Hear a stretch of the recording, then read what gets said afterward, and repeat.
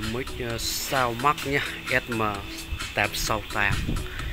Sóng bình thường cả hai kênh nhưng bị mất tiếng nhá, không báo mút mà mất tiếng, không ra được tiếng.